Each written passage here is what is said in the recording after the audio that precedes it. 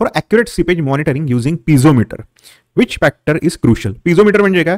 पिझोमीटर सरळ काय असतं की एक ट्यूब असते, व्हर्टिकल ट्यूब. त्या ट्यूबला आपण काय केलं की ज्या एखाद्या सरफेसवर सीपेज प्रेशर येतं किंवा अपलिफ्ट प्रेशर येतं तिथे आपण त्याला इन्स्टॉल केलं तर त्या पाण्याचं हेड लिटरली त्या पिझोमीटरमध्ये दिसायला लागते. म्हणजे त्या ग्लास ट्यूब जी आहे, तुम्ही एखाद्या हायली सॅच्युरेटेड सॉईलवर ज्याच्यामध्ये अपलिफ्ट प्रेशर येते तिथे समजा तुम्ही एखादं पोर असा होल केला आणि त्याच्यामध्ये तो पिझोमीटर टाकला तर पाणी थोडंसं काय येतं, वर येतं.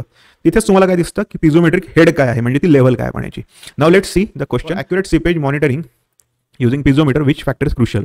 ओके, आपण डॅम इन्स्ट्रुमेंटेशन, डॅम मॉनिटरिंग म्हणजे डॅम हेल्थ चेकअप, डॅम व्यवस्थित आहे का, स्टेबल आहे का, त्याच्यावर येणारे स्ट्रेसेस आणि त्याच्यावर येणारे फोर्सेस विदिन जे आपले प्रेडिक्शन आणि कॅल्क्युलेशन आणि डिझाईन आहे केलेलं त्याच्यामध्ये आहेत का, ते जर बघायचं असलं तर वेगवेगळे आपण इन्स्ट्रुमेंट वापरतो, जसं इन्क्लिनोमीटर, त्याच्यानंतर पिझोमीटर. ओके, तर ह्या सगळ्या इन्स्ट्रुमेंटमधला एक इन्स्ट्रुमेंट आहे पिझोमीटर आणि त्याच्या मॉनिटरिंगसाठी कोणता फॅक्टर क्रुशियल आहे. Installing piezometer at various depth and correcting for temperature effect. See, temperature इफेक्टसाठी करेक्ट करणं हे पिझोमीटरच्या इन्स्टॉलेशनमधला एक महत्त्वाचा आस्पेक्ट आहे. कारण विथ रिस्पेक्ट टू टेम्परेचर पाण्याची डेन्सिटी हलकीशी चेंज होते, पण ही हलकीशी चेंज होताना पिझोमीटरसारख्या इन्स्ट्रुमेंटमध्ये त्याच्या डेन्सिटीमुळे झालेला जो चेंज आहे तो रिडिंग चुकवू शकतो. त्याच्यामुळे we need to take in to consideration the temperature effect. आणि हो, installing piezometer at various depth हे सुद्धा तितकंच महत्त्वाचं, कारण फाउंडेशन आहे किंवा दुसऱ्या वेगवेगळ्या ज्या डेप्थ आहे तिथे आपण काय करणार, मल्टिपल पॉईंटला आपल्याला पिझोमीटर इन्स्टॉल करणे आवश्यक असतं. त्याच्यामुळे फर्स्ट ऑप्शन हा ठीक वाटतो, आपण त्याला टेम्पररीली मार्क करू.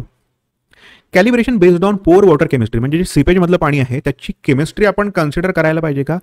Water chemistry has its effect on density and all the thing, पण तो इतका जास्त मॅग्निट्यूडमध्ये नसतो की त्याला आपल्याला त्या केमिस्ट्रीला अकाउंटमध्ये घ्यावं लागेल. जसं आपण थर्मल इफेक्ट, थर्मल आस्पेक्ट घेत होतो तितकं आपल्याला केमिस्ट्रीला घ्यावं लागू शकत नाही किंवा घ्यायचं नाही आहे. ओके, तर सेकंड ऑप्शन आहे हा थोडा एलिमिनेट होतो.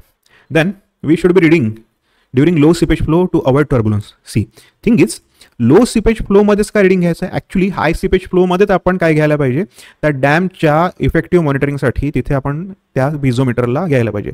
हाय सीपेज फ्लोमध्येच आपण रिडिंग घेणं आवश्यक असतं. त्याच्यामुळे low seepage flow to avoid turbulence. कमी सीपेज फ्लोमुळे टर्ब्युलन्स कमी असेल, रिडिंग ठीक येतील, व्यवस्थित येतील, स्टेबल येतील, but this is not the way to take reading. आपण high seepage flow, low seepage flow सगळ्या कंडिशनमध्ये घेतो, त्याच्यामुळे ह्या ऑप्शनला करू आपण eliminate. Then adjusting for seasonal ground water variation. No, ground water व्हेरिएशनला आपण काय करू, ॲडजस्ट करणं हाच फक्त एक सीन बनत नाही इथे, तर ह्या ऑप्शनला पण आपण काय करू, delete.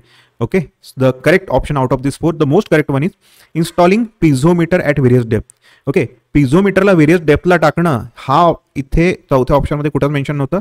We just need to adjust for seasonal ground water variation इतकंच या ऑप्शनमध्ये म्हणणं होतं. त्याच्यामुळे इथला जो मोस्ट करेक्ट आहे, the one which is most correct is installing piezometers at various depth. वेगवेगळ्या डेप्थला आपल्याला टाकायला पाहिजे आणि we should be correcting it for temperature effect. We should take in to account the temperature effect. See, piezometer need to be place at different depth to capture hydraulic gradient. Okay, hydraulic gradient जो असणार आहे म्हणजे change, जो काही slope किंवा जो काही gradient येईल तर तो आपण तिथे काय कराल, पाण्याचा तो आपण तिथे वेगवेगळ्या डेप्थला ठेवूनच घेऊ शकतो. आणि टेम्परेचर चेंजेस आपण काय करतो, अकाउंट करतो, कारण पाण्याच्या डेन्सिटीवर इफेक्ट होतो टेम्परेचरचा, थर्मल एक्सपान्शन होतं म्हणजे व्हॉल्युमेट्रिक चेंजेस येतात. देन ॲक्युरेसी ऑफ रिडिंग जे असतं त्या टेम्परेचर वाईज काय होतं, चेंज होतं. आणि मॉनिटरिंगमध्ये कन्सिस्टन्सी हवी, म्हणजे आलेले किंवा जे आपण रिझल्ट घेतो किंवा रिडिंग घेतो ते कन्सिस्टंट हवे. म्हणून आपण काय करतो की तिथे टेम्परेचर चेंजेसला आपण काय करतोय, तिथे अकाउंट करतोय आणि वेगवेगळ्या डेप्थला ठेवणं हे पण आपण काय करतोय, त्या मॉनिटरिंगला एक ॲव्हरेजमध्ये किंवा मग एक कन्सिस्टंट रिडिंग घेण्यासाठी तिथे त्या डेप्थ आपण युटिलाइज करतो. ऑलराईट.